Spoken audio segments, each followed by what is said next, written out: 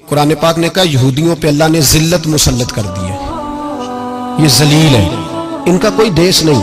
یہ جہاں انہوں نے قبضہ کیا ہوا نا فلسطین میں، یہ قبضے کی جگہ ہے اور ایک مٹھی بھر ملک ہے، شاید 60-70 لاکھ آبادی ہو اسرائیل کی۔ اگر امریکہ اس کی مدد نہ کرے تو اسرائیل قائم نہیں رہ سکتا۔ اور اس کے گرد 12-14 اسلامی ملک ہیں۔ بیت المقدس مسجد اقصی معمولی جگہ نہیں۔ حضور نے فرمایا 3 سفر کرو تو سمجھنا ہم عبادت کر رہے ہیں۔ کون کون سے؟ فرمایا اگر بیت اللہ جاؤ تو عبادت سمجھ کے جانا، مسجد نبوی کی طرف جاؤ تو عبادت ہے، اور مسجد اقصی کی طرف جاؤ تو یہ بھی عبادت ہے۔ اور فرمایا مسجد اقصی میں جس نے ایک نماز پڑھی اسے 25,000 نمازوں کا ثواب ملے گا۔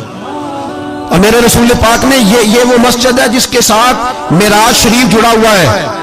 قرآن پاک نے کہا کہ اس مسجد میں سبحان اللہ اسریٰ بعبدہ لیلا من المسجد الحرام الی المسجد الاقصی۔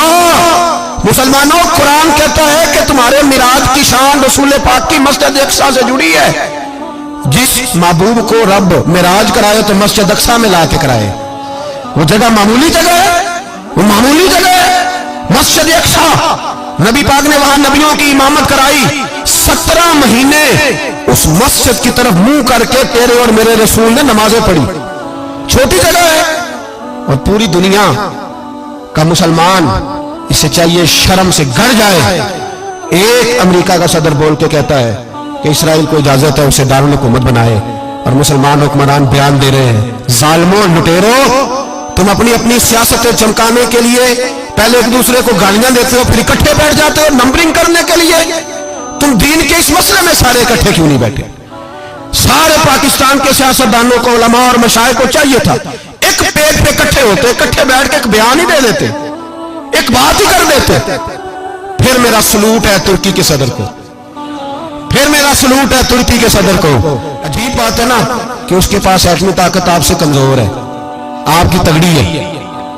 اس کے پاس جو فوجی طاقتیں ہیں وہ اپنی جگہ پر، آپ کی فوجی طاقتوں کا لوہا مانتی ہے دنیا، لیکن پھر مجھے کہنے دو نا، میدان میں بندہ ایٹمی طاقت سے نہیں لڑتا، ایمان کی قوت سے لڑتا ہے۔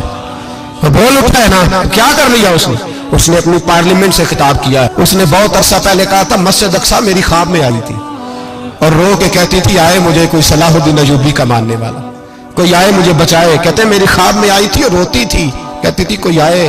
اور ایک شاعر نے کہا ہے مسجد اقصی نبی پاک کو بھی بلاتی ہے، کہتی ہے ایک بار پھر طیبہ فلسطین میں آ، راستہ دیکھتی ہے پھر مسجد اقصی تیرا، ایک بار پھر سے طیبہ سے فلسطین میں آ، راستہ دیکھتی ہے پھر مسجد اقصی تیرا۔